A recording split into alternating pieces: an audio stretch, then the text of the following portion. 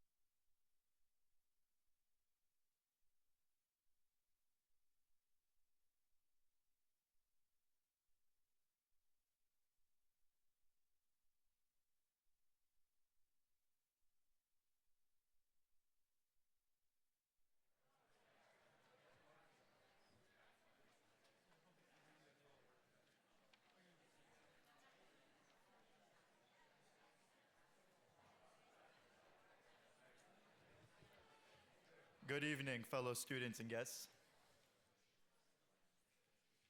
My name is Meir Kuznir, and I'm a junior at the University of Michigan. And as the co-executive director of Facts on the Ground at Michigan, a student-led organization on campus, I'd like to welcome you all to our event, the day after negotiating the future of Gaza and the Middle East. Over the past 2 years, the University of Michigan campus has been marked by a surge of disinformation and inflammatory rhetoric surrounding the Israel-Hamas war in Gaza and the Middle East. This rhetoric has taken many forms across campus, but the result has been the same. Students across the U of M community feel alienated, unsafe, and misrepresented. Despite the challenges of reversing misinformation and revising retrospective narratives, this evening's event highlights the future of Middle East policy remains open to the pursuit of peace. U of M students across different identities and backgrounds, Israeli, Palestinian, as well as Jewish and Muslim, and many others, have felt the weight of this conflict. In our shared experience lies a powerful reminder. Our campus is made up of people who care deeply, who are engaged, and who want to make sense of an incredibly complex reality. The emotional and political intensity of this conflict has touched our entire community, and understanding that impact on our campus is the first step toward healing it. No single community is responsible for the climate we find ourselves in. It is a shared moment that calls for shared responsibility. We have all seen how quickly division can take hold, but I have also seen how quickly understanding can grow when people choose to approach one another with respect. When buzzwords and divisiveness overshadow facts, our community's ability to learn, collaborate, and coexist is diminished. But the reverse is also true. When we make space for curiosity, compassion, and truth, we restore the best of what this university can be. We don't all share the same perspectives or histories, but we all share the responsibility to engage honestly and humanely. And when we do, meaningful dialogue becomes possible. Tonight's discussion can start a new chapter at the University of Michigan, one where we move beyond forcing people to pick a side and instead invite everyone to unite in a space grounded in openness, empathy, and the courage to learn across our differences. Tonight, we choose to learn. Tonight, we choose to think critically. Tonight, we choose to listen, not to win an argument, but to understand the region, people, and imagine a peaceful future. Facts on the Ground was founded on the belief that informed dialogue can overcome entrenched narratives, and tonight's event is grounded in our mission. The policies, ideas, and understandings shaped in rooms like this influence not only our campus, but the next generation of leaders who will inherit this region's future. And so, my hope is that this conversation becomes more than a single evening. Let it be a catalyst for deeper inquiry, for respectful debate, for empathy that transcends identity, and for a campus culture defined not by hostility, but by intellectual courage. The University of Michigan strives to create a truly open forum, one in which diverse opinions can be expressed and heard. It is a right of members of the university community, speakers, and invited guests to express their views at the university. We will protect the rights of individuals to speak or perform, and the rights of those members of the university community who wish to hear and communicate with the invited guests.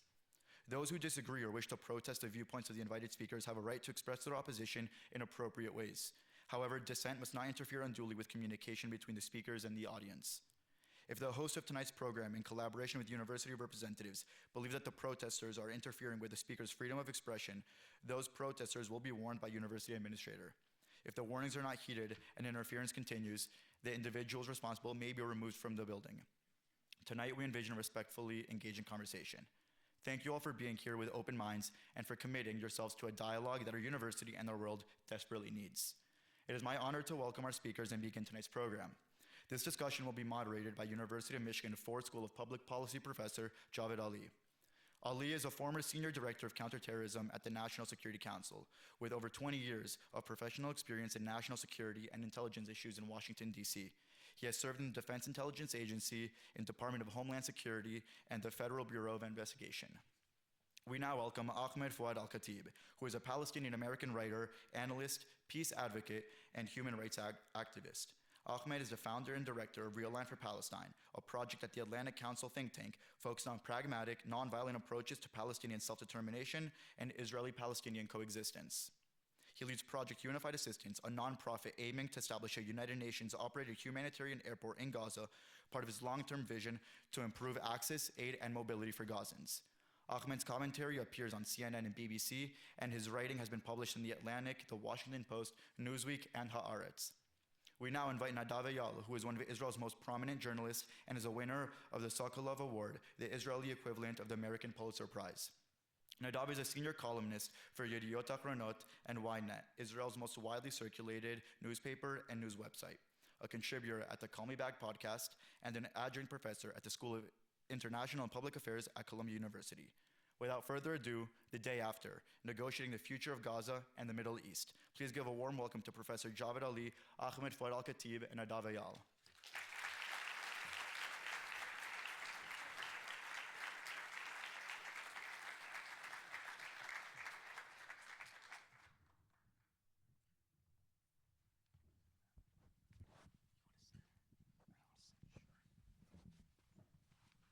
Sorry guys, we're trying to get the batting lineup straightened out here, so give me a second.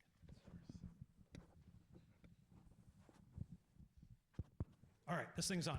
And it's good that it's on because usually I screw up technology in the classroom, and I'm glad it's working now. So, Meyer, thank you for that very kind introduction.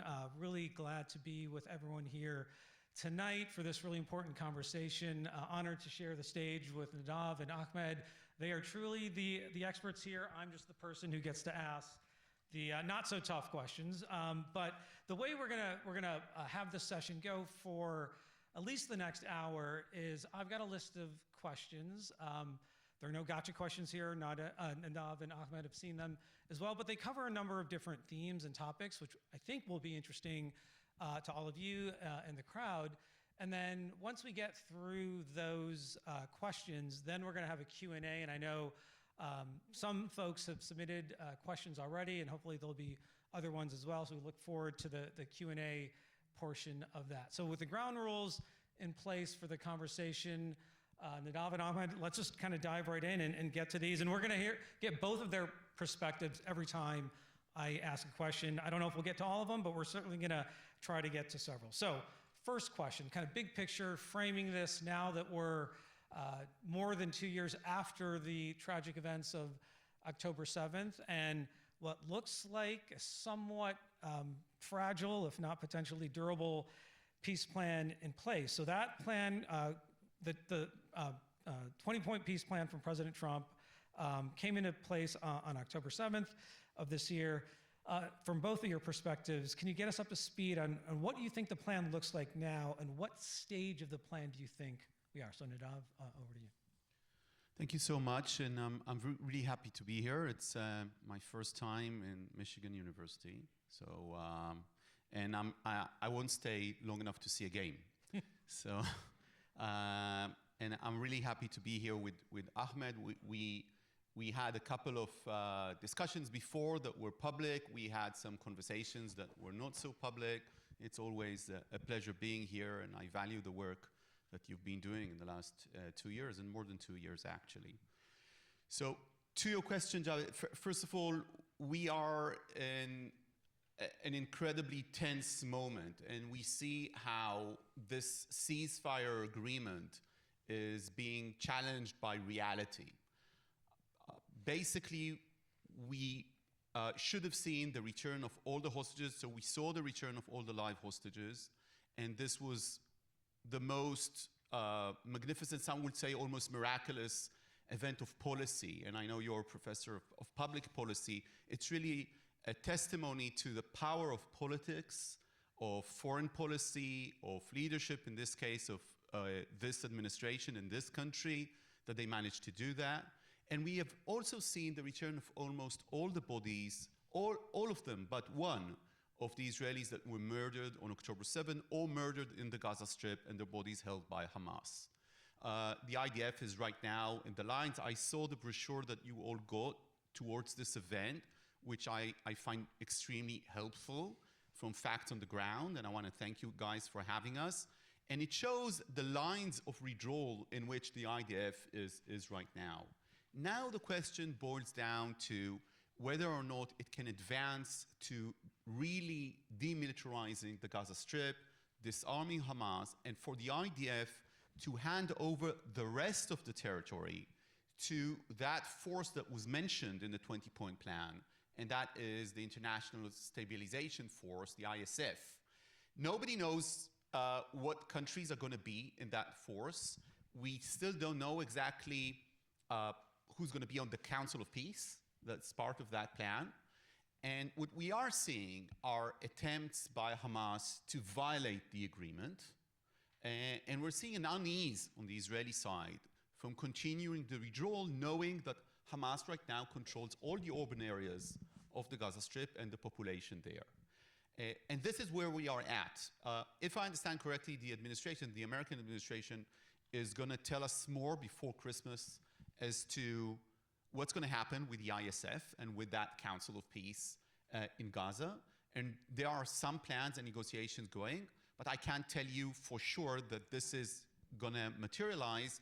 And I hear a scent, I don't want to say of pessimism there, but definitely a lot of skepticism as to the ability to get this done as quickly as possible.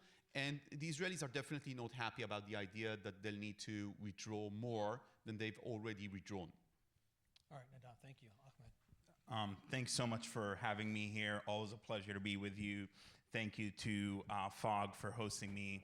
And so I will lean more into what you just shared, Nadav.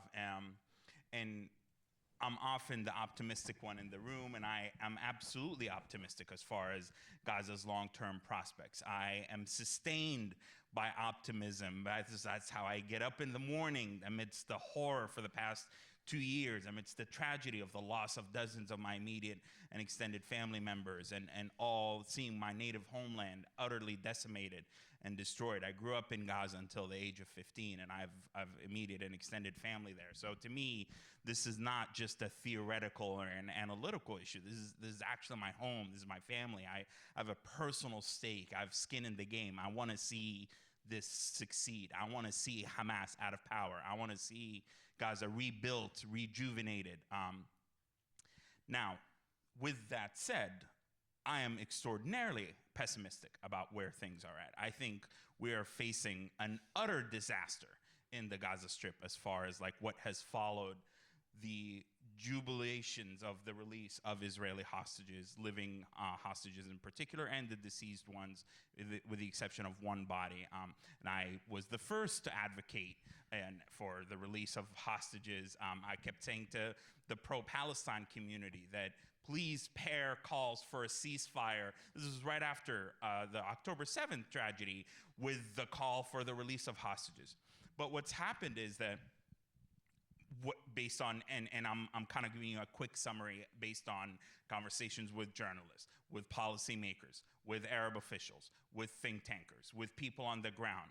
10 years ago, when I tried to build that airfield in Gaza, an Israeli-approved, non-Hamas control, internationally run airfield to promote the freedom of movement in and out of Gaza, I developed a network, an army of contacts, of friends, of allies, of informants with whom I stayed in contact.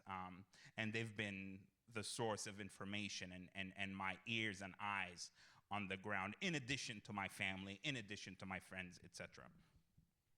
And so phase 2 of Trump's peace plan remains highly theoretical. There is nothing beyond what we saw at the UN Security Council resolution a couple of weeks ago that is actually tangible in terms of saying, here's what we're going to do. What that council resolution did is it bestowed legitimacy upon the Board of Peace and upon the International Stabilization Force. And those are the two most important bodies that I want you to think about.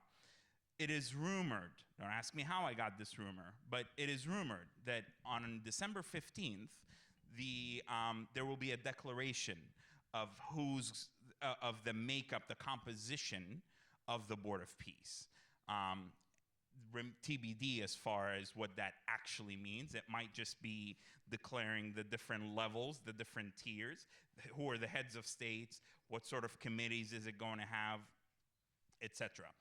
But okay, so we have the Board of Peace, and then we have this ISF, International Stabilization Force, that I have long championed. I've even championed the use of the word stabilization like months ago, 6, 7, 8 months ago, because it's very different than using the word peacekeeping from a legal point of view. And as of now, the International Stabilization Force that's supposed to disarm Hamas is flatlined. It's dead on arrival. Indonesia went from committing 20,000 troops to now committing 1,500 troops, and they're going to be doctors and clerks and nurses. The Azeris, that's Azerbaijan, have said, well, actually, we're not really willing to send in troops until there is a confirmed, formal end of the fighting. So what, you're just gonna send troops to sit in their armored vehicles and watch TikTok videos? Like, what's the point of your troop confirmation? Pakistan, another Muslim country that said we're willing to participate, has actually formally and informally, publicly and behind closed doors, have said, well, actually, we're not willing to if the force is going to participate in fights against Hamas to disarm them, we're no longer willing to participate. So this is why desperately, and I'll wrap up with this real quickly, about 2-3 weeks ago, I wrote a piece that said, war is returning to Gaza. And I'm not saying that to be cute or to be trendy, but at the current trajectory, I very much so believe that the return of war to Gaza is inevitable until and unless we do something to actually think beyond the current framework of what President Trump has put forth. And this is where, right now, we have Mr. Witkoff and Kushner, who have moved on from Israel and Palestine, and they're now working on Russia and Ukraine. And you have people who are working part-time trying to continue this train going. Hamas is back in full control. Hamas is taxing commercial goods at 50%. They're back at their empty coffers. Like right when they were this close to defeat, their empty coffers are being refilled again. If you want to bring in a truck load that's worth 10,000 shekels, as a businessman, you have to actually, on top of that, pay 50%. That's 5,000 shekels to Hamas's taxation and protection. The torture that was happening, the killing, the mass executions. And by the way, Qatar went to Hamas and said, come on, Habibi, what are you doing? Don't do these executions on social media and Telegram. The Americans are yelling at us, so now Hamas does them in the dungeons of hospitals. And I have videos that I'm about to release that show Hamas having actually done, I mean, this is what's so ironic. Hamas has actually done what I used to push back on accusations of the IDF that Hamas is weaponizing the infrastructure. So this is really where we're at right now. And the good news, and I'll really close with this, the good news is that the people of Gaza, many of whom were once upon a time looking at some of what I'm saying, when I would stand with Israeli hostage families as someone who lost 34 of my immediate and extended family members who were killed in Israeli airstrikes. A lot of Gazans would look at that with suspicion. They'd be like, who's this Ahmed guy? Like, what, really? He's normalizing, he's saying Zionism isn't the whole reason why we're in this thing? Like, who are now, after the ceasefire, my legitimacy, I hate this word, popularity, has shot up 10, 20, 30x after the ceasefire, because they've realized that the pro-Palestine community, the folks that were standing outside here protesting, they're not talking about Hamas. They've moved on. Now they're focused on Mamdani. So I'll stop here. All right, we covered a lot of ground in that first question, but I do think there's some threads I want to pull on before we transition to another theme. So you both talked about how there's a sense of pessimism, I think is the word that you both used. Lots of questions about the Board of Peace, the International Stabilization Force, other aspects of what's happening on the ground. But is there any sort of optimism or anything that looks like a strength or is trending in the right direction within the 20-point plan? Or is everything still really parked in this side of the spectrum where things just don't look good, whether you're in Washington, whether you're in Tel Aviv, whether you're in the Gaza Strip? Is there any reason to be optimistic? So first of all, they are, and I talked about a scent of pessimism, and Ahmed, you just brought the entire bucket to that, and there's a difference there. And I want to remind us all one of the mistakes that's been constantly made by experts. So when experts sit in a room, and we had that experience not long ago, and they talk about the issues that they have expertise at, that they understand thoroughly, they tend to see the complexities and the challenges. In other words, they tend to be extremely pessimistic by the boundaries of reality that they understand better than usually people who just read the news, if at all. And then comes sometimes a politician that says, you know what, let's get all the hostages in 72 hours. Let's just free them all in the first 72 hours. And that's how this deal is going to go. And if someone would have told me the US would be making that demand 6 months ago or a year ago, and that it will actually come to be that all the live hostages would be released over 72 hours, and there would be a ceasefire in Gaza while the IDF is still in Gaza, I would have said, as someone who's covering this war from the beginning, who's been in Gaza, up north, talking with many international figures, US, Israeli, and all the rest, I would have said, look, this is definitely a noble cause, and I support it as an Israeli citizen, as a person from the Middle East, but I don't think that it's plausible that you'll get that from Hamas. It's impossible to imagine that they'll release all the live hostages in the first 3 days and then allow the IDF to still be in Gaza. And then what happened? They did that. Why? Because the US made that demand. Why? Because when this is where politicians, leaders, actually can make a difference. They can broaden the spectrum of reality boundaries, and they can make stuff that seem to be impossible more in the possible realm. Now, this has a lot to do not about uttering the words, making the demand. It's also by Israel's military pressure on Hamas situation on the ground, the threat to invade Gaza City that was there, the sacrifice made by the Israelis in order to get there in the first place. The way that the administration managed to bring and harness Turkey and Qatar and the entire region to pressure Hamas to that. Everything was here at play. And because of that reason, I think that the ISF is still not dead. And I'm looking forward for what the administration is going to do because, and here's why I'm optimistic. This is the biggest foreign policy win since President Trump came into office, not only in this term, but generally. It's this and the Abraham Accords.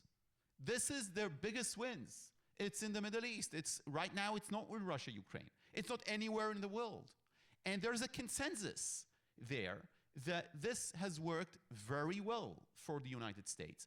So they are incentivized, politically incentivized, to push it through, to not let it collapse. And that's the reason why I'm more optimistic that they're not going to let go of it. But I agree with what Ahmed said as to the facts on the ground. The facts on the ground right now is that exactly as he put it, as to Hamas, as to taxation and the rest. And this is something we need to be worried about. They didn't have the victory parades yet, but they're definitely planning those parades. And building upon that, I mean, there are nuggets of optimism.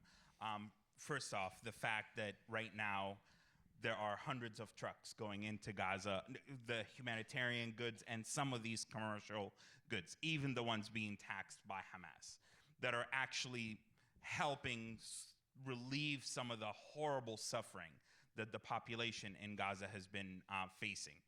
That is positive. I've helped people through the hunger crisis. I've helped folks through some of the NGOs that were going in and out of Gaza. To see them finally, and we're not talking about living the high life. We're talking about folks having regular access to toilet paper, regular access to shampoo, regular access to flour and basic goods. So that has at least been somewhat stabilized. There's still an unequal access and distribution and delivery of aid. There's still the issue of the lack of cash. The financial sector in Gaza has been decimated, but there's some relief, and I would say there's significant relief for the suffering of the civilian population. It is far from over, but there is relief. So that's been positive. Another thing that I think has been positive is that I actually, finally, throughout the war, because I kept the channels. That's my motto, is I'll speak to anybody. I spoke to folks in the pro-Palestine community, in the pro-Israel community, across the spectrum. And I kept saying time and again and warning time and again about Netanyahu's war strategy. I kept saying that, yes, I know there's no clean strategy for Gaza. War is deadly. War is hell. War is messy, etc. But that when you spend 2 years conducting this war in the way that you do, only to end up with Hamas, is severely weakened. Yes, it's degraded. Their infrastructure is gone. The smuggling has stopped. Hamas right now is not where Hamas was on October 6th or 5th. That said, after 2 years in which Israel expended the goodwill it had from the international community after October 7th, in which Israel did, in my view, commit heinous war crimes in the Gaza Strip. I personally maintain that I do not believe, and I'm going to catch so much crap for saying this, and I'm going to say it anyway, I don't believe that what happened in Gaza was genocide. I think there are genocidal ministers in Israel. I think there might have been elements of genocide in Gaza. I think there were heinous war crimes, but I do not believe that it was the actual policy of Israel to carry out genocide in Gaza. And that doesn't demean my family's still dead. Tens of thousands of Gazans are still dead.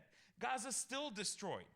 I think this conversation over genocide has become this unhealthy obsession, but I digress. So I'm hoping that there will now be space for introspection, for accountability within Israel as far as the security failures on October 7th, but more importantly, How did we spend 2 years, billions of dollars, hundreds of lives on the Israeli side and in the IDF, only to end up in a situation where this is the, and I'll give you a micro example of that. For example, like the North, I flew over Gaza 3 months ago.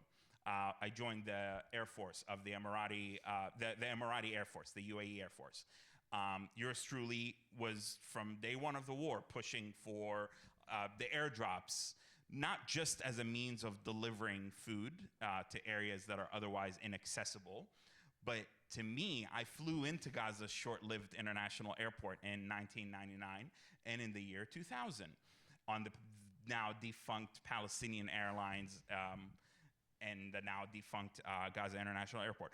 And the airdrops turned Gaza's airspace from 24 years of being solely under the domain and control of the Israeli Air Force to all of a sudden you had the air forces of 12 nations operating to deliver humanitarian aid into Gaza with full cooperation with Israel. What I wanted to prove is that if you fulfill Israel's legitimate security needs, Gaza's airspace can be open for business. That is something positive. That happened also with the maritime corridor. However embarrassing it was for the US that it didn't work, that JLOTS that we deployed, once again, from Cyprus to Gaza. If you have a trusted third party, you work with Israel's legitimate security needs, you can open Gaza's airspace and territorial waters for business recovery and rejuvenation.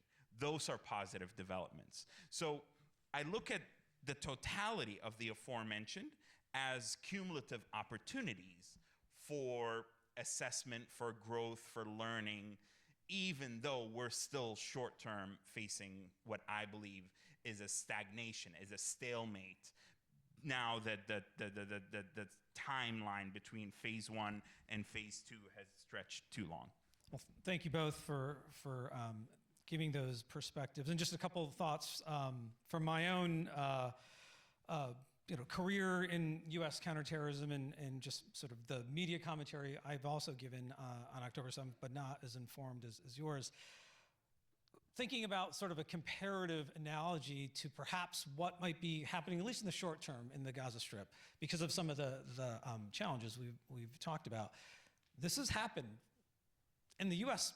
history, and not too recently, very recently. 2001, days after 9/11, the U.S. goes to war in Afghanistan to go after Al-Qaeda and the Taliban. A combination of both of those groups were responsible for 9/11. War drags on for 20 years, longest war in U.S. history. What happened in the aftermath of the U.S. withdrawal in August of 2021? Guess who came back to power in Afghanistan? The Taliban. And since then, the Taliban is now ruling Afghanistan. Now, perhaps in a different sort of way, but that is as close as an analogy to perhaps what is playing out on the ground right now with respect to Hamas being in power. And Nadav, getting back to one of your points on more the positive side, I do think that, I agree, and I've said this in countless interviews, I do think the plan and what has resulted from it, both good and bad, is President Trump's signature foreign policy win so far, at least into the first year of the administration. So given the political chips that he pushed in to make the deal happen, I have a hard time believing that President Trump and his inner circle, they're going to walk away from it. I think he will try and do whatever he can to keep the momentum going and perhaps get through the short-term challenges, but that's an assumption on my part. But I would agree that it is the signature achievement so far. Okay, let's talk about Hamas a little bit more. You've both already talked about the group, but this is a group that has been around since the 1980s, first more as a clandestine terrorist group that could operate on both sides of sort of the border in Israel, but after 2005 became the governing entity in the Gaza Strip. But in the aftermath of a 2-year campaign by the IDF against Hamas, and you both have mentioned, it is probably a shell of what it used to be, but at the same time, it is not militarily defeated. And again, drawing from my own career in U.S. counterterrorism, we haven't defeated ISIS, nor have we defeated Al-Qaeda, despite years, if not decades, of effort against those organizations, both in different parts of the world, but even globally. So where is Hamas as an organization now, both from an operational perspective in terms of its ability to conduct future attacks, perhaps not at the scale of on October 7th, but then at the political level? What is its future in the Gaza Strip? So there's a lot to unpack. Yeah, so. no, I'm going to be short, I think, about that and give Ahmed more time to speak about this. Generally speaking, Hamas is a grassroots Palestinian movement. It's very unfortunate for me as an Israeli to say that. It's unfortunate for me as again, a person living in the Middle East to acknowledge that Hamas is not only a terrorist group. Hamas didn't take control of the Palestinian society. It's a very representative part of the Palestinian society right now. Now, I don't trust, and we discussed that, I don't trust all the polls I'm seeing. We know that some of these polls have been manipulated in the past by Hamas, that Hamas has pressured pollsters to start to have this at least aroma of its influence still kept, but we know for sure that it has very entrenched support both in the West Bank and still even in Gaza. And by entrenched, I mean majority of Palestinians support Hamas, according to every kind of check that we see. And I would want to see one poll, one research, one study that says something differently. Now, that doesn't mean necessarily that they think everything that Hamas has done is the right way to go, and I'll let Ahmed react to the Palestinian society. He's definitely a better expert than I am as to that. In terms of what Hamas is right now, as you said, Javed, it is defeated militarily, but it will never be defeated as a movement. And when you look at the Israeli government goals for this war, it was never about destroying Hamas. If you look just at the written, literally, at what the government, the cabinet decided, even after October 7th, they understood that they stand no chance in trying to obliterate it, destroy it. It wasn't about that. It was about making sure that they can't have another October 7. They do not control the Gaza Strip, and we get all the hostages back. Now, can they do another October 7? They can't. Did we get our hostages back? Unfortunately, not all of them, because some of them were murdered or died during the war, but we got the live hostages back, and we got all the bodies, unless one that we're still waiting for, back. What about governing the Gaza Strip? Hamas is saying on the record that they are willing not to govern the Gaza Strip, and it's a ploy. What they mean is that they want to control the Gaza Strip from behind the back of a bureaucratic government, civilian weak government, and Hamas would be able to manipulate it, somewhat like the Hezbollah model in Lebanon. And that's really bad news for everyone, for Palestinians living in Gaza, for Israelis, for the security of the region. And we are now in the attempt of the international community of Israel and the United States to make sure that they really would not control the Gaza Strip. And here's the bottom line, that unfortunately I think that this Israeli government is not willing to acknowledge. And I'm quoting the former chief of staff of the Israeli army of the IDF, talking to the cabinet about March of 24, okay, or February of 24, a few months after October 7 in 2023. He told them, as to the future of Gaza, in Gaza you have three options. One is a full military occupation of the Israelis of the Gaza Strip. Nobody wants that. Netanyahu doesn't want that. Nobody thinks that the Israelis can do it, actually, controlling every street, every neighborhood, being responsible for schools, for hospitals, for all the rest, having a governor like the US had in Iraq, for instance. The second option is to have Hamas controlling the Gaza Strip. And you don't want that. You decided that it's not going to happen. The third option is to have the Palestinian Authority there. And the chief of staff said, it's your decision, you're the government. But it's my professional advice and my professional view and my intelligence assessment that these are the three options. There's not going to be an invention there. There's not going to be a militia that's going to take control, that's going to be a Zionist Palestinian militia. That's not going to happen. These are the three options. Now you guys decide. And I'm saying this unfortunately, but my job as an Israeli journalist is to criticize the decisions of my own government. They didn't really make a decision as to that, mainly because they also look at the Palestinian Authority and it looks corrupt and weak and very unpopular with Palestinians. And they're saying, why should we cooperate with this body and try to introduce it to Gaza? We'll see the same thing that we saw in Afghanistan and Iraq with Karzai and the rest of it. And that's where we are at, really. Even if we have a Council for Peace or an ISF, who's going to really control Gaza? And how's that going to actually happen? Certainly. So I'll start by saying I disagree with the assessment that the majority of Palestinians, in Gaza in particular, the West Bank, let's actually separate out the West Bank. And I actually think it's very critical to have a realistic understanding of Palestinian society, to separate them out by geography. In Gaza, we just have, I don't know if you're familiar with the Tony Blair Institute commissioned Zogby services. So did ABZ, the foreign minister, Abdullah bin Zayed of the UAE.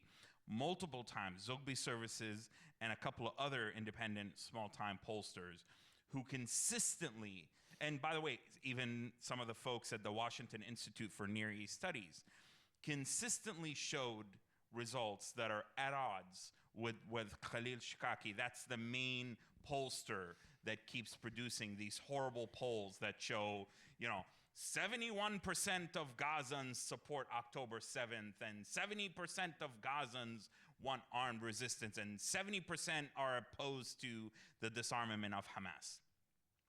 Versus these polls that showed only 7% of Gazans want Hamas to stay in power in Gaza.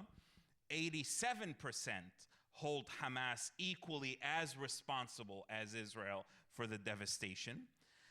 The other thing that we just saw, which I'm sure you followed, is 2 days ago or yesterday, there was the revelation of how Hamas manipulated all of these international NGOs. When I did the Gaza, it was called Project Unified Assistance.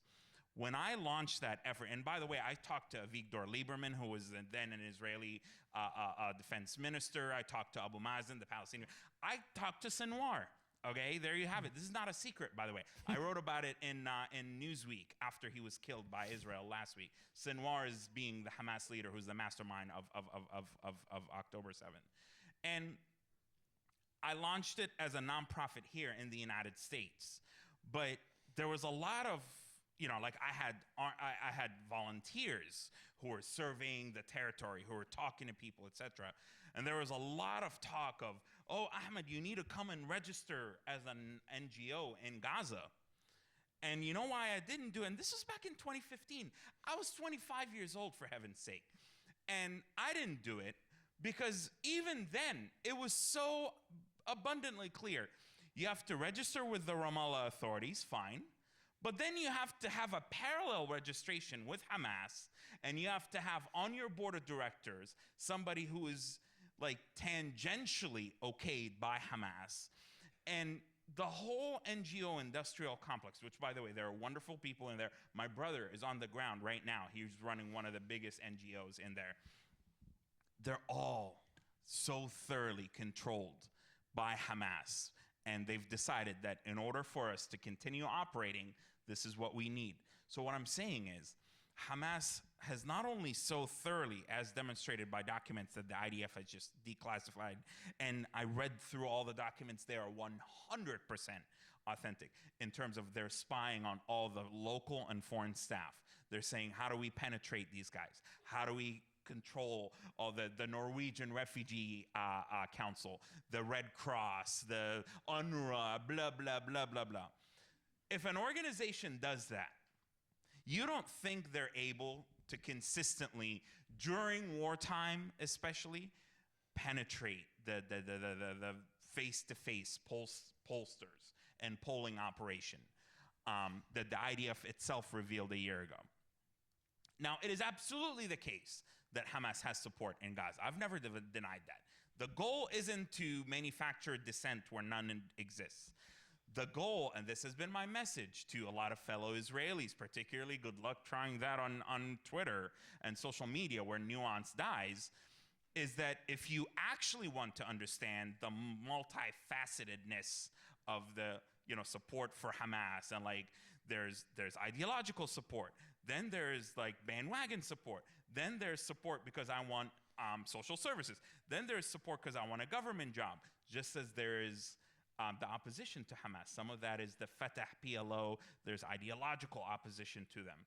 There are people who oppose them because they've destroyed the secular nature of Hamas is an extension of the early offshoots of the Muslim Brotherhood. I mean, pictures of my mom. I come from a very Muslim religious family. They're all hijabis. They're all covered up, and that's a lot of the folks in there. But you look at pictures of my mom in like the 70s and early 80s and in Gaza, and they all got their long hairs, the short skirts, and like, this is in Gaza. But when the early branches of Hamas that preceded Hamas as a cohesive movement started under the auspices of the Muslim Brotherhood, they had an Islamization agenda of Muslim society. So there's ideological opposition to Hamas because they've been on a 40-year journey of Islamizing the society. Real quickly, it is a fact that many people did vote for Hamas in 2006, the infamous elections. But what people get wrong is that the Hamas, actually the majority, even back then, and check me on the numbers, go home and do your own research. The majority, the numerical majority that won Hamas, those numbers, was in the West Bank. It was not in Gaza. And number two is that it very much so was a vote against the Palestinian Authority rather than a vote for Hamas. Hamas did not run on a resistance ticket. They ran on and this is what's so ironic with a lot of Muslim Brotherhood, on a hope and change. That was literally their slogan. They said that their religious piety is going to not only fix the corruption issue, but they complained about the wasted billions, which is true, that since Oslo years, billions of dollars have been pumped into the Palestinian National Project and into the Palestinian Authority. And those billions, a lot of them just vanished into secret accounts that are not so secret in Switzerland anymore. And so Hamas would say that and say, well, because we go to the mosque 5 times a day and we pray and we fast every Ramadan, God commands us that we can't do that. And so unfortunately, this is where Hamas is so nefarious. Within Palestinian society, there is an awakening and has been, but that awakening precedes October 7th. That awakening started, I would argue, even after the last war, and it persisted when the Qataris were using Mohammed al-Ahmadi, the Qataris started pumping money into Gaza, that, by the way, was approved by Netanyahu as a 3D chess game. As Ehud Barak, former Israeli prime minister, said, we fed the monster and it turned on us. People in Gaza started seeing how Hamas was using Qatari money to basically enrich themselves. Gaza's first shopping malls went into Gaza during the blockade. Okay, so you hear those people that say Gaza's an open-air prison. Well, there might be elements of truth to that, but the reality is that Gaza, in comparison, before October 7th, in comparison to parts of the Arab world, was a 5-star hotel. You see all the restaurants and the investments in luxury, etc.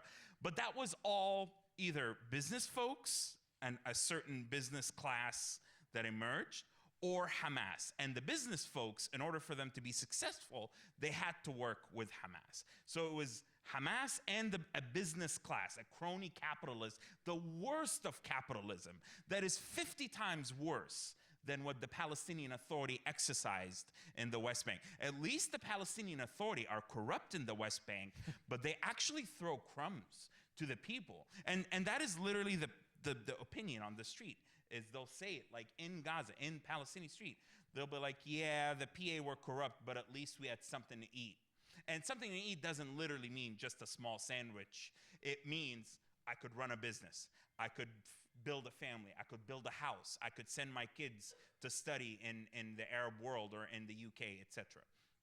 And so right now, where things are at with Hamas is that there is mass and sheer terror that the group instituted right after October 7th, right after the ceasefire, rather, whereby nobody who's standing in a lawn, dirty, disgusting bathroom line to use a public bathroom with 400 other people is standing there and thinking, wow, you know, October 7th, armed resistance, like, yay, that really served us well. Nobody who's lost, you know, who spent their entire life. My dad worked in Saudi Arabia. Half of Gaza was built by folks who either worked in Israel or worked in the Gulf and brought back all that money. And that's literally how Gaza was built. And all of that is gone. Nobody's looking back at, like, you know, my life has vanished. But you know what? October 7th was a great idea. And no, it is not just the consequences that's important of October 7th. Because some people over there be like, okay, fine, but they were with Hamas when it launched October 7th, and only because Hamas got defeated and the Palestinians paid a price. So it's very key to underscore that. And I say this as an opportunity. We have an opportunity right now to actually separate Gazans from Hamas and to actually severely undermine Hamas's narrative. And I'll close by saying that my interest right now at Realign for Palestine and at the activism work that I'm doing, given how, may I use the word pathetic, a lot of the pro-Palestine activism in the diaspora, in the United States, on college campuses has become, to where as Gazans are rejecting Hamas en masse, you have college students running around with Hamas headbands. I mean, what an upside down world.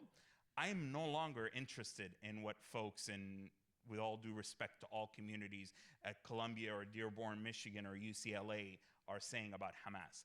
I am most invested in what the people of Gaza are saying about Hamas, because by delegitimizing Hamas in Gaza, that's the nexus.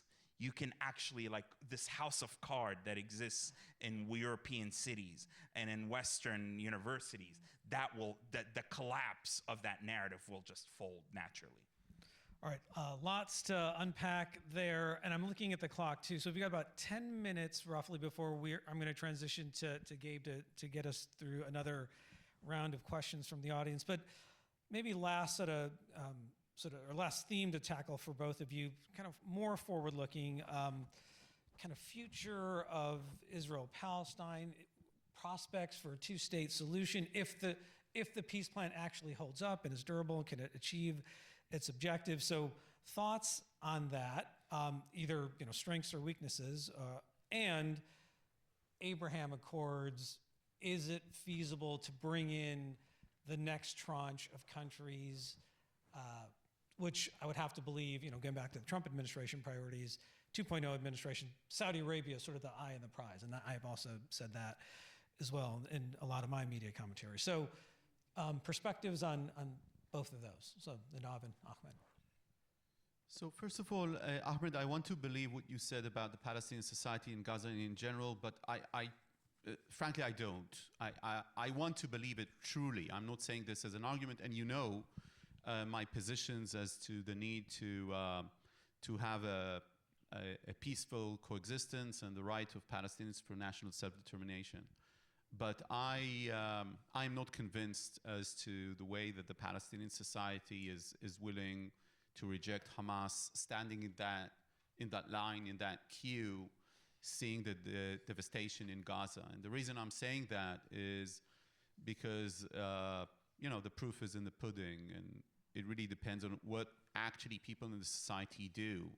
I think that in general, if I don't expect people to rise against, no doubt it's a theocracy, it's a dictatorship, it's a genocidal organization.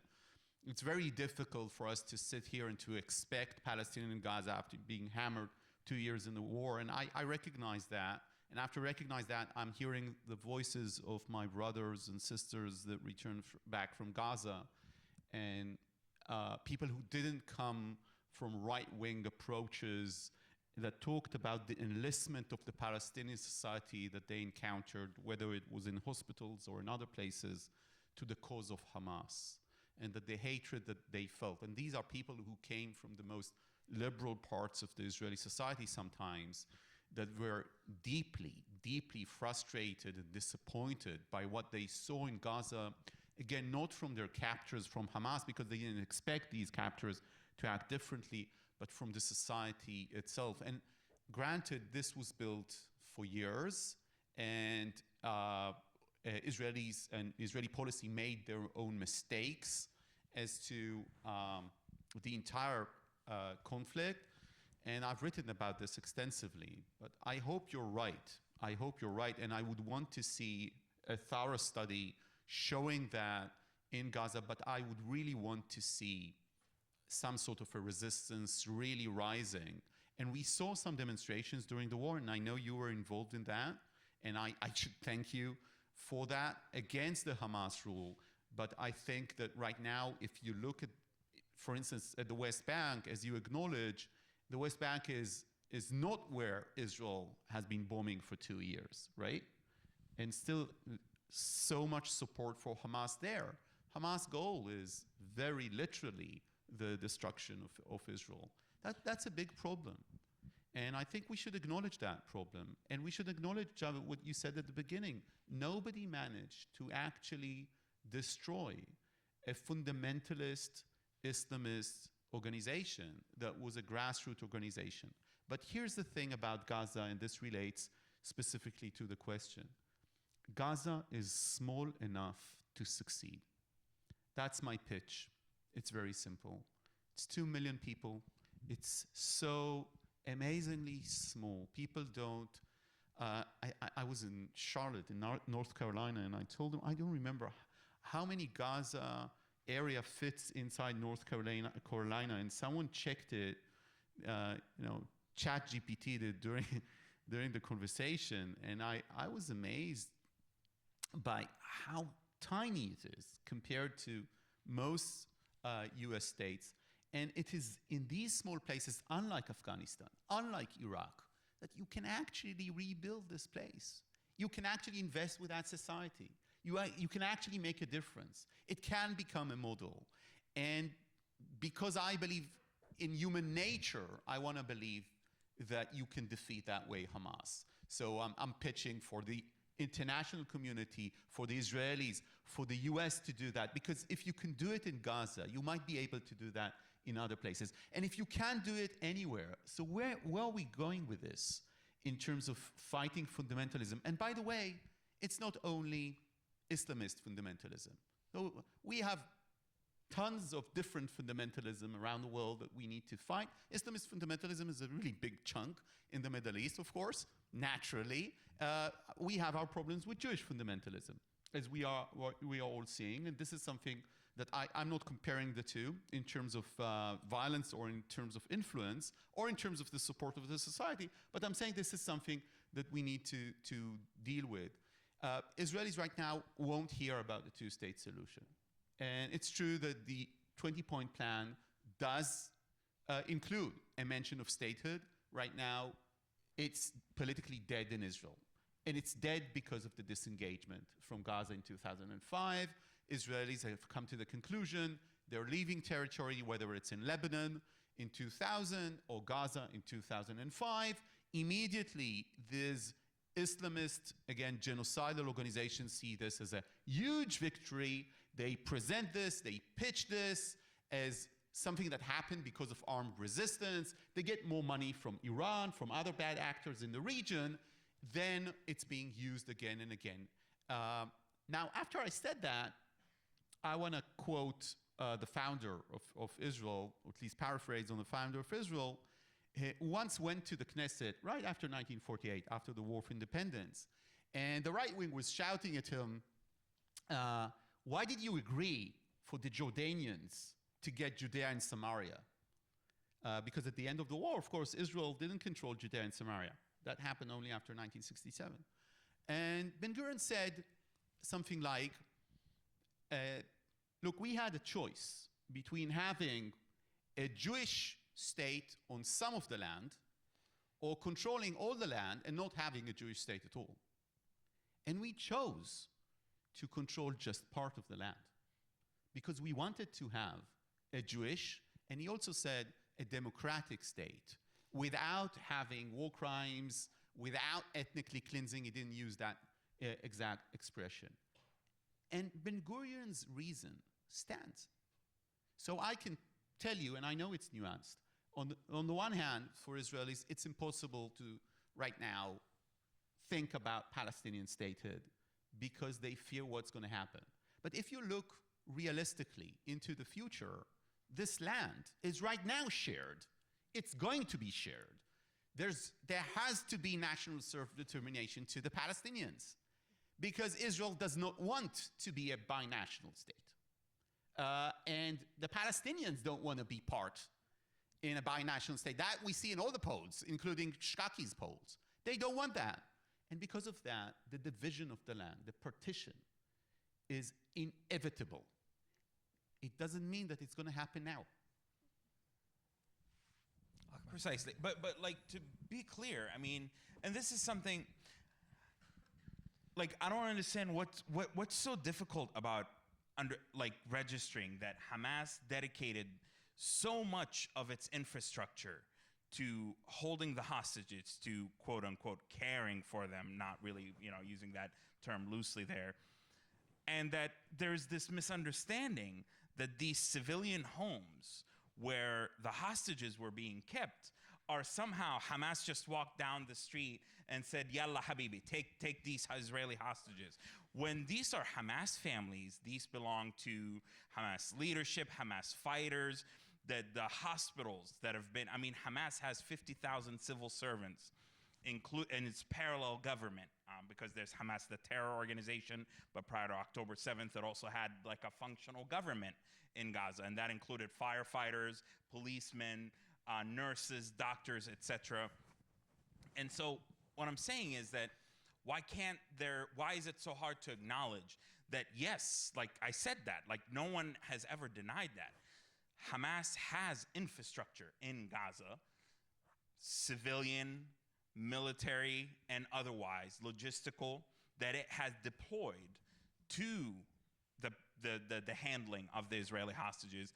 But to some end, a lot of these people were horrendous. A lot of these people verbally, physically, sexually, and otherwise abused the hostages.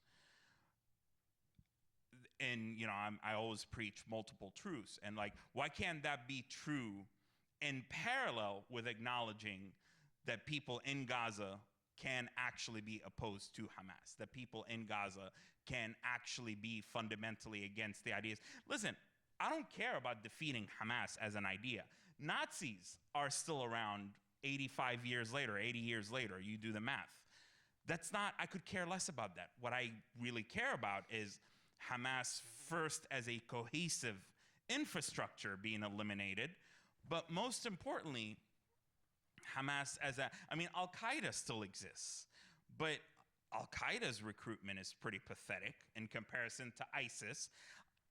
Within 5 to 10 years, ISIS recruitment is going to be there's always going to be the next horrible thing. So for me, it's about pushing Hamas out of the purview of the Palestinian national project and delegitimizing it. And this is why I'm just so frustrated, and I get so angry, and I get so furious to see Hamas after. This is why I wanted a career in international relations and national security. I got a degree in intelligence and national security.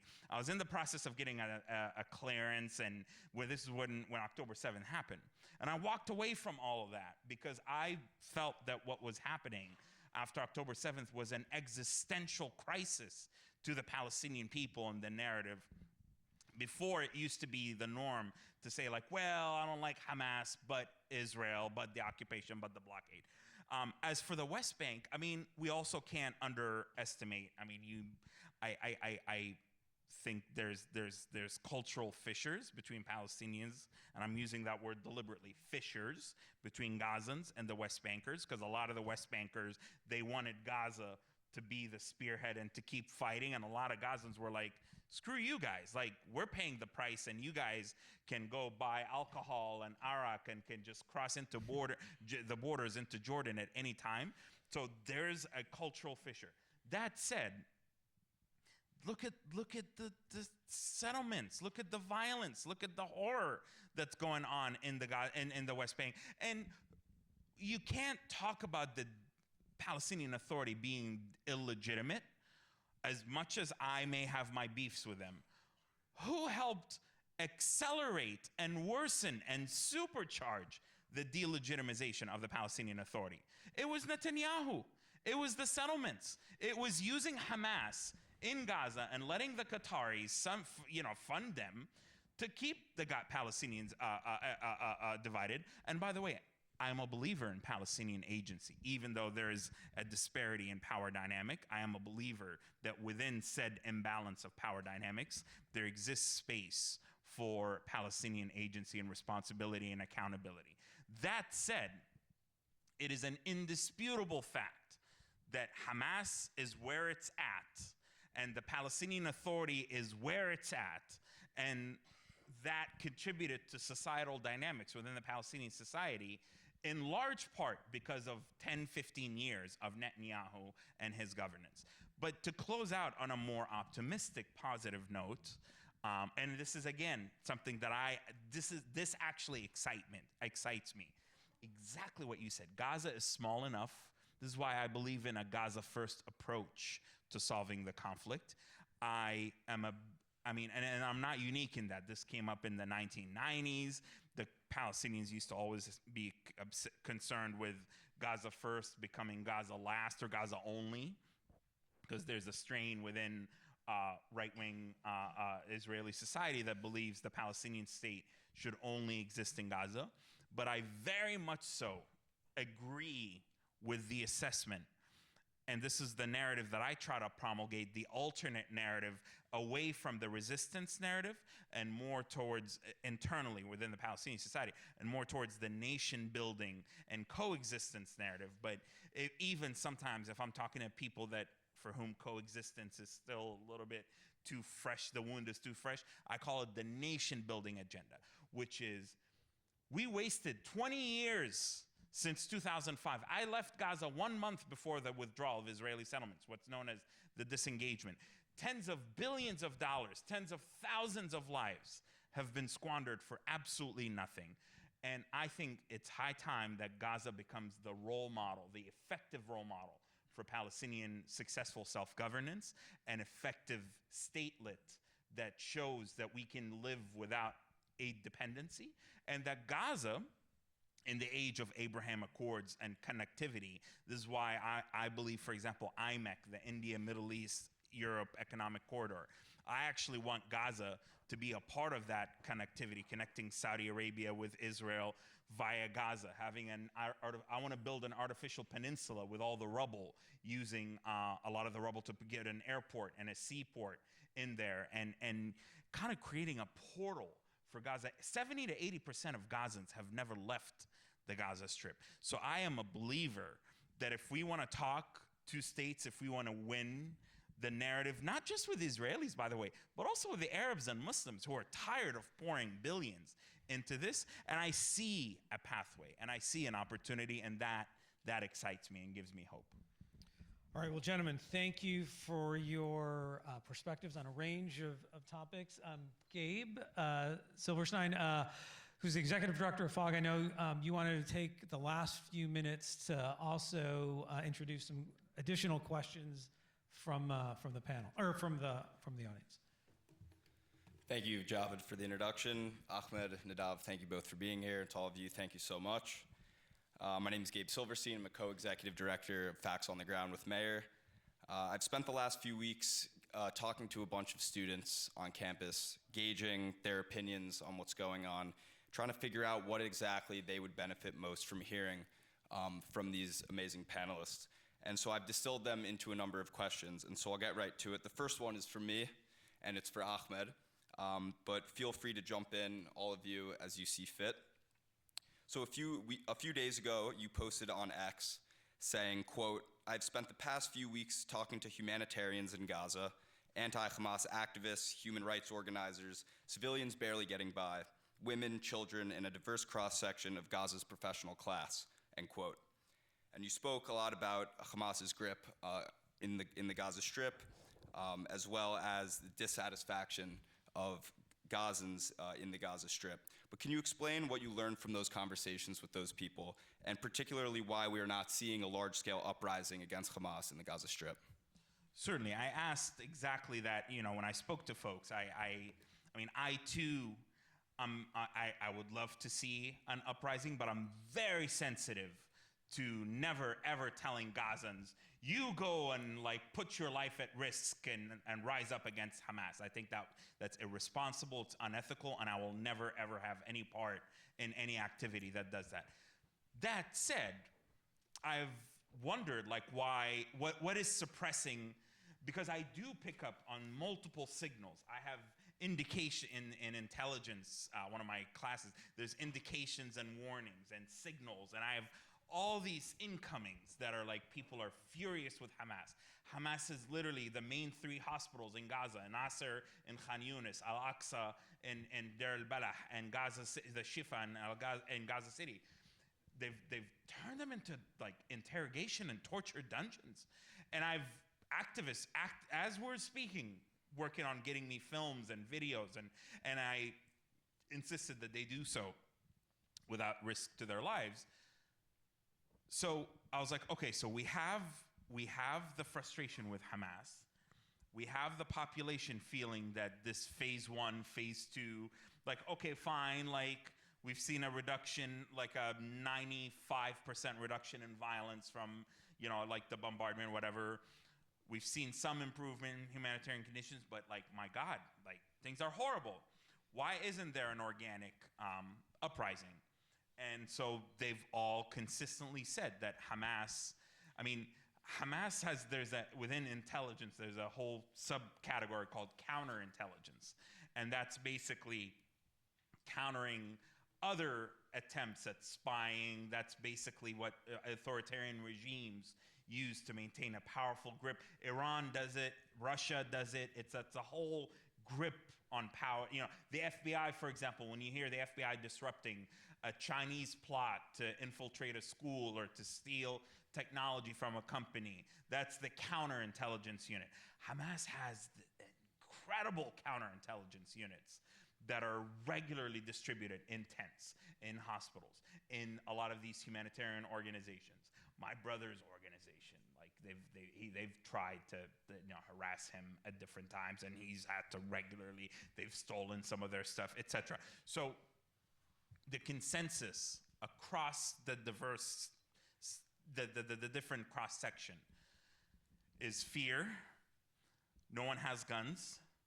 No one, people feel that when they protested during the war, people ironically said it was actually easier to criticize Hamas during the war than it is during the ceasefire, because Hamas was a little busy even though they did go after people during the war. And then finally, that the international, both community, and what they meant by community, it's an umbrella term they use linguistically, but when you probe, it usually means media and foreign activists. And they specifically mentioned, several of them, their disgust with a lot of the, quote, pro-Palestine. Not all elements of the Western-based pro-Palestine movement that basically praised Hamas's public executions and stood with them. So they felt that in order for an uprising to be successful, they need amplification on the outside, and that they don't have that right now. Nadav, do you have anything to add to that? No, I think that was I trust your description. You're hearing that from the ground in Gaza, and Yeah, thank you, Ahmed. And you mentioned counterterrorism efforts. And so I want to bring Javed into this conversation. particularly given your expertise in counterterrorism here in the United States. And so would you say that the terror threat landscape here in the U.S. is affected at all by developments in the Middle East, particularly as it relates to the Iranian axis of terror, Hamas, Hezbollah, and these organizations? Yeah, Gabe, thanks for that. So my career in the government was from 2002 to 2018. And that spectrum of time, the number one counterterrorism priority for the United States was the global jihadist movement. First, Al-Qaeda for probably the first decade after 9/11, a little bit of a lull for about a year or two after that, and then the rise of ISIS just was a game changer. So again, from that stretch of time, we were literally racing against the clock, usually every day, trying to disrupt plots at home or abroad from two very formidable groups and organizations in that global jihadist sphere. Interestingly, in my career anyways, we, for the most part, at least the US government for the most part, was not dealing with Hamas and Hezbollah and Palestinian Islamic Jihad because they were more local threats to Israel or the region itself, but they were not transnational threats, certainly to the US homeland or even our interests overseas. But in the aftermath of October 7th, there must have been a recalibration of that US counterterrorism focus. And if you look at what's occurred from that point on to today, the landscape is markedly different. Iran, in the aftermath of the 12-day war with Israel and Iran from the summer, is in probably the worst shape it's been since the beginning of the Islamic Republic in the late 1970s, early 1980s, and Iran's axis of resistance. Hamas, Hezbollah, Islamic Jihad, the Houthis in Yemen, Shia militias in Iraq, Syria, Afghanistan.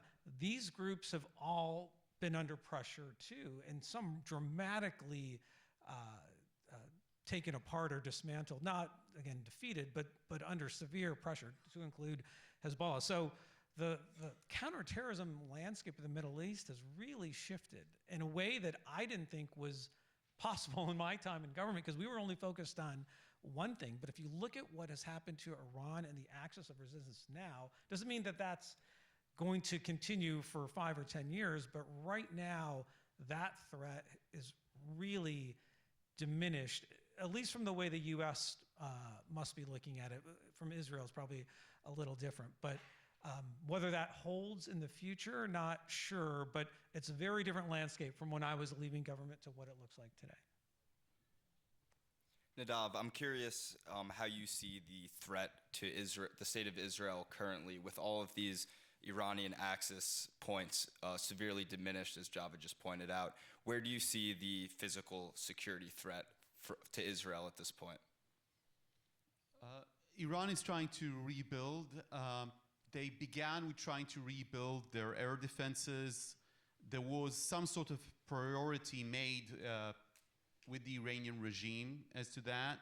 And then the supreme leader came in and he said something that surprised Israelis or Israeli security sources, and that is that he does want to start rebuilding the nuclear program. The nuclear program is devastated. It's devastated both because of the physical nature of damages done by Israel and the United States, but also because of the loss of the scientists that were decapitated by the Israeli attacks during the 12-day war. And that was much more meaningful than the actual installation, or as meaningful as the actual installations. Now, the Supreme Leader has basically ordered the rebuilding of that nuclear program together with the surface-to-surface ballistic missiles. So if you're asking me, Gabe, what's the highest risk today, strategically speaking, to Israel, that is Iran's ballistic missile program. And the reason is that they're not going to have a nuclear weapon. The United States is not going to allow that. Israel is not going to allow that. They just proved that in June of 24, right? That's not going to happen, even if they start rebuilding. But Iran is not part of any treaty that actually says that they can't have ballistic missiles. And ballistic missiles are much harder to track than nuclear enrichment. And because Israel is so small, if you have thousands and thousands of ballistic missiles, even with Israel's advanced capabilities of intercepting ballistic missiles with Arrow, Israel just handed over the Arrow system to Germany. So the Arrow system to Germany, and of course the United States holds, it's a joint development of the United States and Israel. So if you can flood the skies of Israel with ballistic missiles, that could be an actual threat, and you don't need a nuclear weapon to devastate Israel. And that's something Israelis are very worried about. And the second element is exactly this type of what they called the axis of resistance around Israel, that these proxies, they're trying to rebuild their power with Hezbollah in Lebanon. This is part of the tension we're seeing with Lebanon. I expect that if this tension won't be solved by Hezbollah starting to disarm, there might be a confrontation in the next 2 months or so between Israel and Hezbollah again. So in the Middle East, nothing is easy. War isn't easy anywhere, but peace isn't easy. And the time in between is pretty hard. So this is how the Middle East works. And nothing is too clear too. I remember a story, it's a family story, by the way, about Iran, in which one of my relatives was explaining in no uncertain terms, after he was too direct in a conversation, that he needs to make sure, in order to get things done, that as the person speaking with him said, there are 3 things: what you do, what you say, and what you think. And take care to be sure that all the 3 do not align. And this is the Middle East. It's true for Israel as it is true for other countries in the Middle East. And it's very, by the way, it's very not really American. It's something that we need to acknowledge. And I'm saying this as someone who grew up in Israel, spent my entire life until the last year in Israel. So getting things done is pretty complicated, and also stopping these kind of rogue bad actors.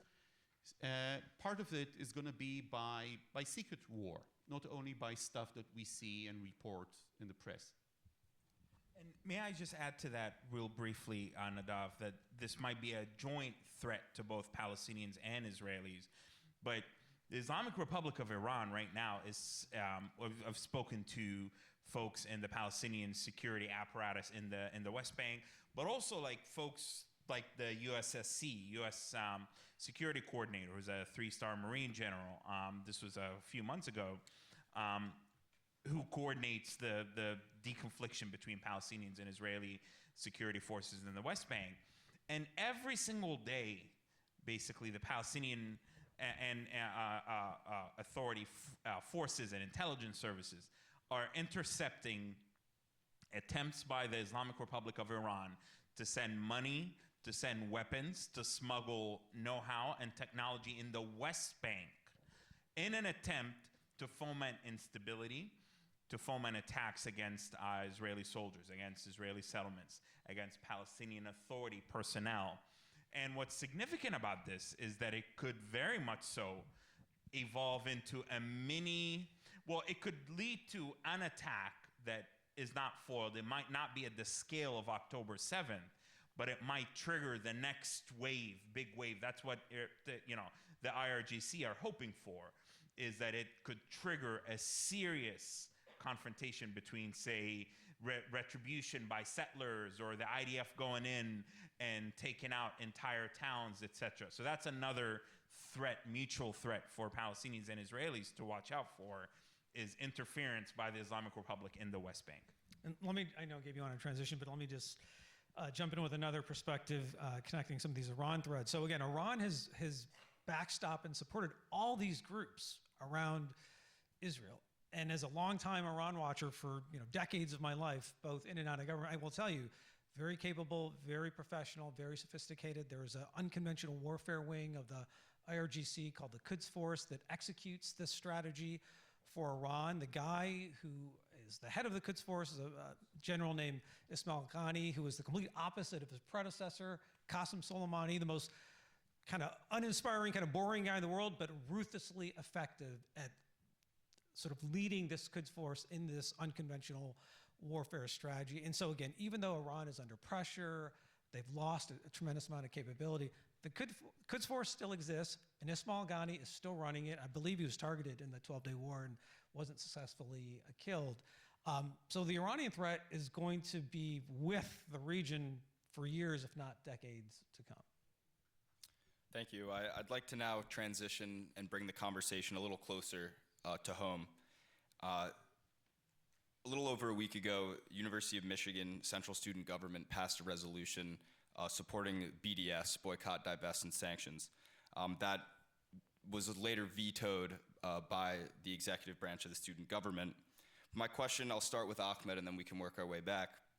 Do you think student organizations on campus that advocate for things like BDS, boycotting Israel, divesting from Israel, are effective in supporting the plight of Palestinians, in supporting Palestinians in their pursuit of self-determination?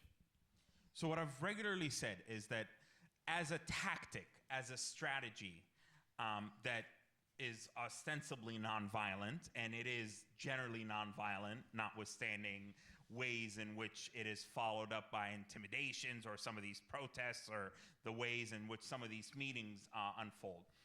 Generally speaking, as a tactic, I have no problem with BDS.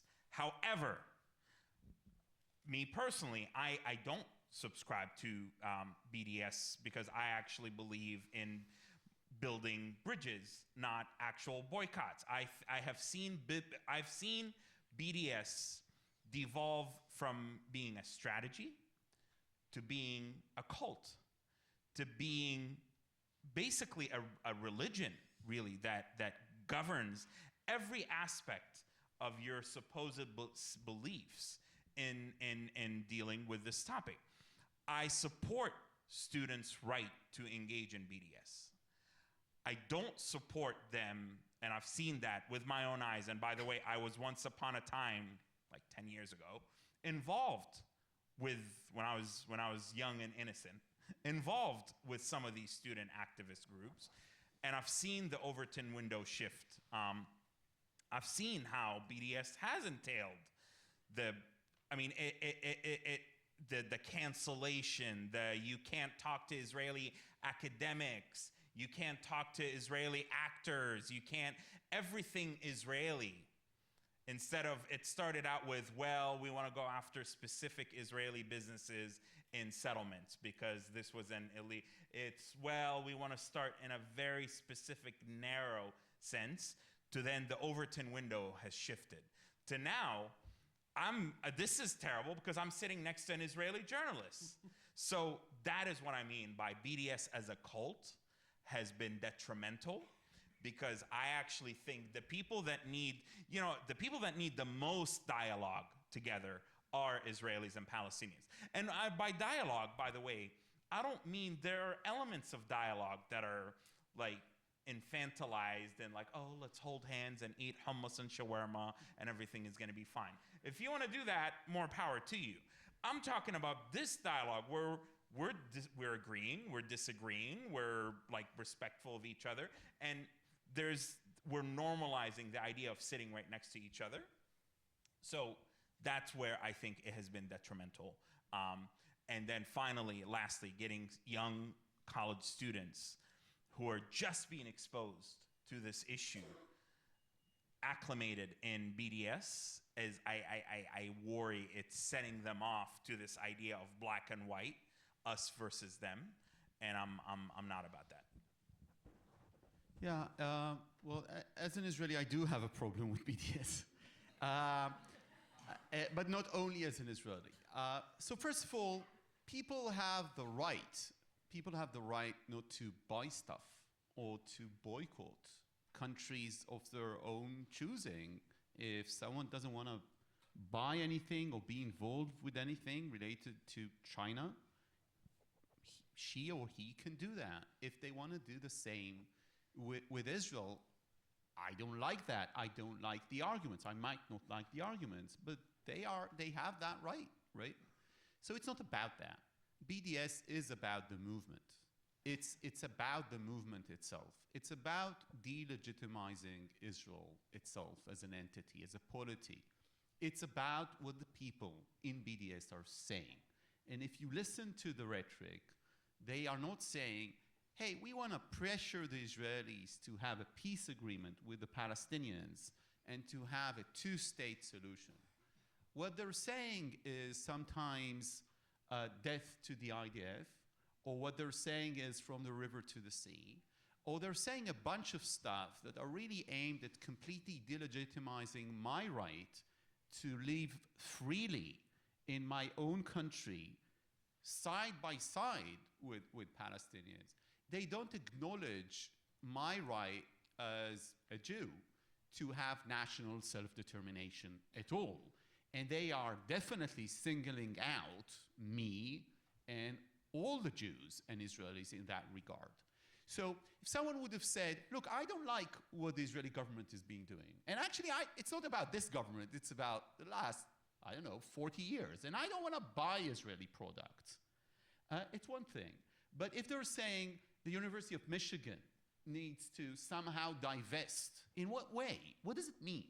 For instance, if you go to a Chabad house near the university, or Hillel house, and they host someone who just came back from Israel, or maybe has served in the IDF, that means that you need to divest from Hillel. You need to divest from Chabad. If there is a shul, there's a synagogue, and they have a guest from Israel, and he served just in a mandatory service in the IDF, that means that this synagogue, that shul, is also tainted, right? And this way, you manage to delegitimize not only Israel, but the entire Jewish community. Because most of the Jews in this country are Zionists. And they support Israel's right to exist. They think that Jews have a right for national self-determination. And this is what, by the way, you mentioned Mamdani. This is exactly what Mamdani was doing in his response to what happened in that demonstration in front of a shul and a Nefesh B'Nefesh event. He was trying to somehow do a balancing act and say something about international law or something like that. And this way, you can actually indict every Jewish institution, basically almost every Jewish institution in this country that isn't Jewish Voices for Peace, which I don't consider that Jewish. But it's my personal opinion. Of course, we can debate over it. But this is just an example of what they're going to do with the BDS movement. And I remember myself walking in the LSE. My master's is from the LSE in London. And I was walking with a Palestinian friend who grew up in Colorado, but is very much Palestinian, with a Palestinian family, living both in Israel, Palestinian church. And we were walking to the Palestinian Society booth, pitching BDS. And every person sitting there wasn't Palestinian. They were Pakistanis and Malaysians and of course British. And they were arguing with him the same way, Ahmed, people are arguing with you. And he was telling them, I was just watching, you're lecturing me about what Palestine needs, and I'm Palestinian. And I don't support that. This is my Israeli friend I'm walking with here. And this is exactly what's happening, I think, with BDS. And it's another form of indicting Israel. Every historical notion is being used and abused and expanded to include Israel. Sometimes it's ethnic cleansing. I don't know if you remember, but there was an argument that the Israelis will never allow the Palestinians to return to their land in northern Gaza. It was all for settlements. People like me said, if you get the hostages back, the war is going to be over. We got the hostages back. How much time did it take to get a ceasefire from the moment we got the hostages back? We actually got a ceasefire before the hostages were back, and 72 hours the hostages were back, and we're still having a ceasefire. So all of these notions are being kept and maintained by the BDS movement. So it's not about boycott. It's not about moving or changing the direction of an Israeli government. It's about hate. This is what it's really about. Or this is at least the notion that I'm catching from the BDS crowd that I'm seeing sometimes in universities. real quick, I just want to add a couple of things to that. The modern BDS movement recycles an old theme that was started by the Arab countries after Israel was created in 1948 up to the 70s of no normalization, no peace, no, the three no's in Khartoum and after 67. And this is why, Anwar Sadat basically was boycotted by the Arabs for, it was a form of a BDS, if you will, when Egypt normalized relations with Israel, ultimately cost him his life. So BDS is which is ironic because now a lot of Arab countries, either overtly and openly or quietly, have actually been normalizing relations with Israel. And so it's funny to see what the Arab countries have deemed to be an irrelevant relic of the past repackaged for the modern contemporary era. But what I wanted to say on the BDS is something deeply personal. So I have my baby sister, right, whose baby isn't like a year younger than me. She left Gaza in 2016. She's a hijabi, Muslim, devout, conservative Palestinian woman. She was a dentist. I helped her get out of Gaza, and she made it to Jerusalem. She went to start a master's and a PhD program at the Hebrew University in Jerusalem.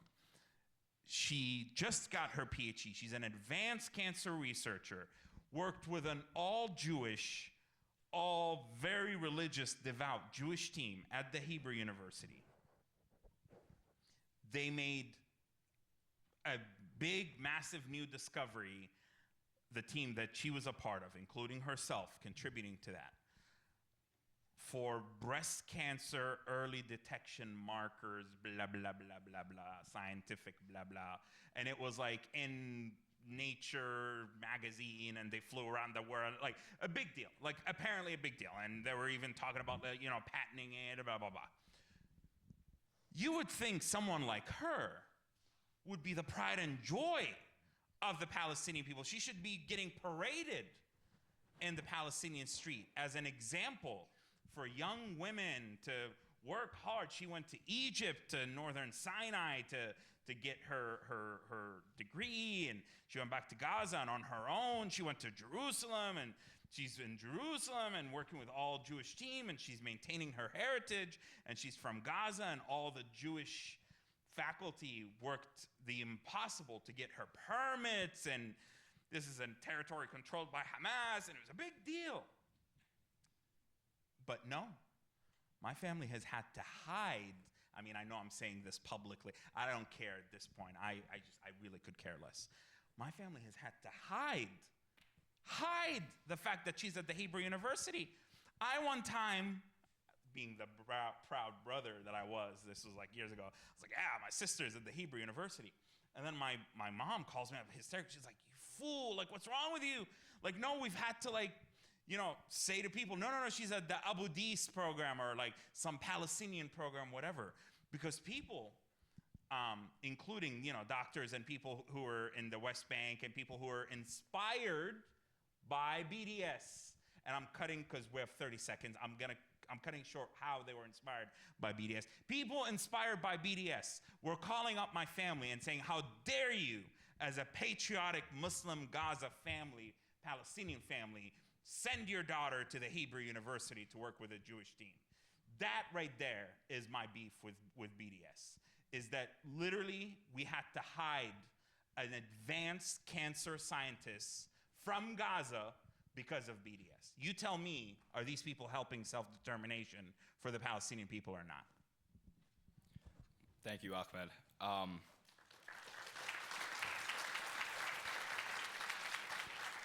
Now, finally, before we wrap, to the extent that it's possible to keep a response to this question in 30 seconds or less, the University of Michigan is home to the largest Arab and Jewish student population in the country. There's many people here, there's many people watching online. And our school has been deeply divided by the Israeli-Palestinian conflict since long before October 7th. What's your one final message you have to this deeply divided student body?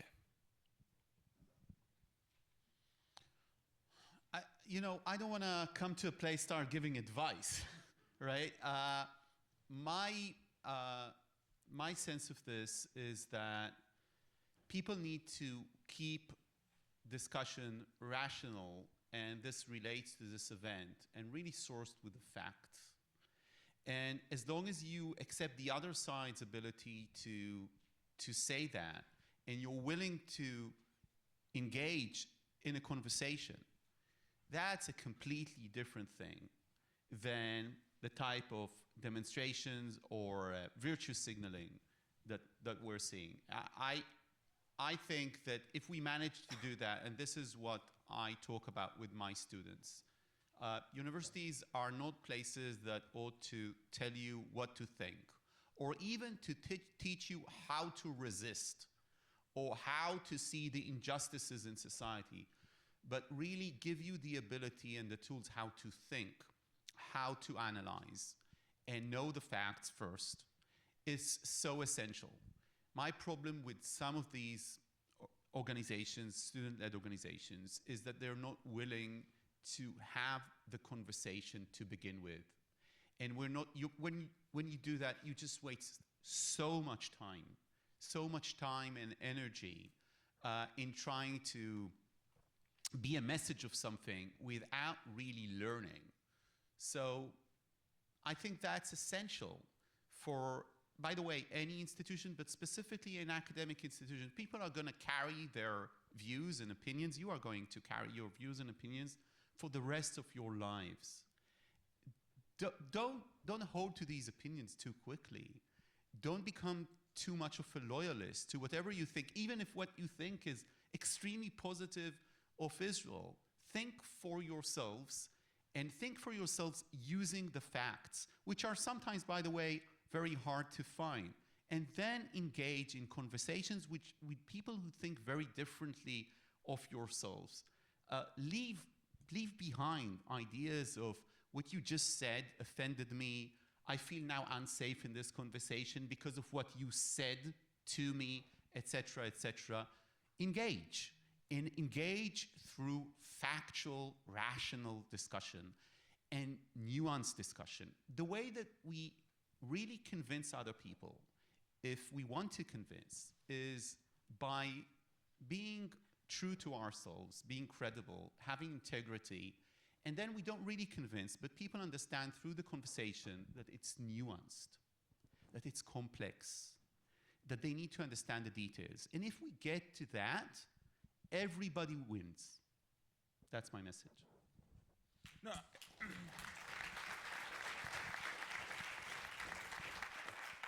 I couldn't agree more. I want to just build upon that in a couple of ways.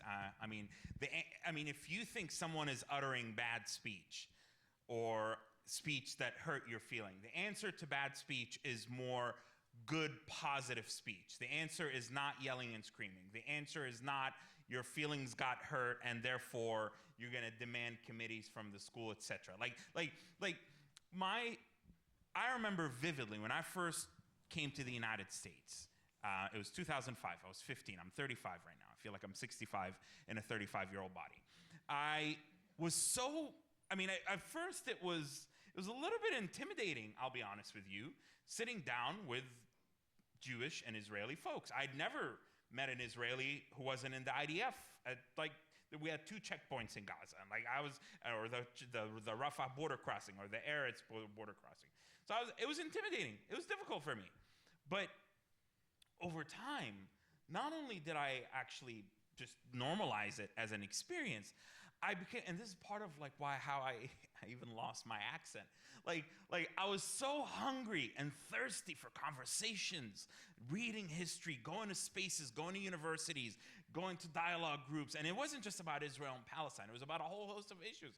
I was eager to learn about what's this abortion debate. I've never heard this abortion debate. And what's this Republican versus Democrat thing? I was just so fascinated by this idea that you can have two sides, and like there's a marketplace of ideas, and you learn the information, and then you form an opinion, and then that opinion sways your vote. And to me, coming out of Gaza, I was like, oh my God, like more of this, please. And so this is what I am pleading with fellow Arabs, Muslims, Palestinians, or allies who are pro-Palestine or want to do good by the Palestinian community, is that please start from a place of humility. Please understand that you need to be a good custodian of the message, that you have a responsibility to learn the facts on the ground. This is you have a great catchy name for this situation, because that's what I always say is, I will present to folks like, here's what Hamas is doing. Here's what people in Gaza are saying. And people are just like, well, you're a Zionist sellout traitor, go to hell, blah, blah. And I'm like, how does that engage the facts that I just presented you? Okay, let's put aside that I am a Zionist sellout traitor, horrible person, this and that. Can you please talk to me about the facts on the ground that I just presented you with video, with footage, with subtitles? And so it is how you think, not what you think. And by the way, your opinions and who you are is elastic. It is not static. Who you are right now. I mean, I'll be honest with you, there are things that I look back at my time. I went to community college for 2 years, got an AA, and then I transferred to 4-year school.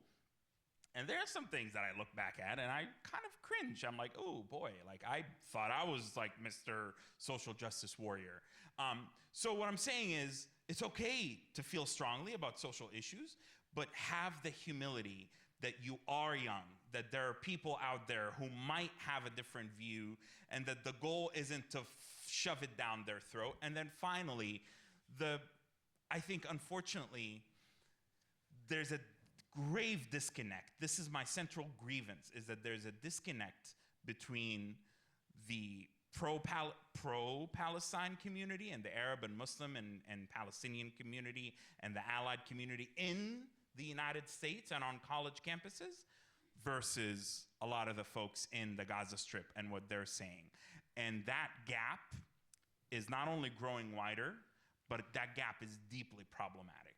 And you're speaking over Palestinians. You think you know better than Palestinians. And you think that you're gonna come and now celebrate Hamas, or if not Hamas, at least celebrate the resistance, and you're gonna throw words around and genocide this and apartheid that and from the river to the sea, without understanding the implications and the lasting impact. And so that's where I'm pleading with folks. Like I wish those folks that were outside, I wish they signed up and just listen. Just listen to what I'm saying. Maybe submit some questions. Like the answer to disagreement is more speech and engagement, not less. Thank you.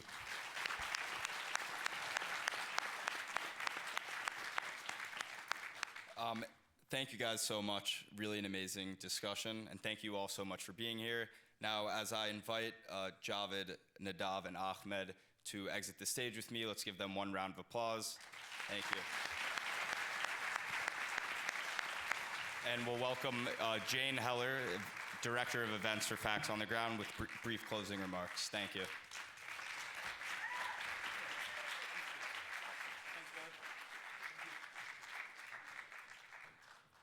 Good evening, everyone.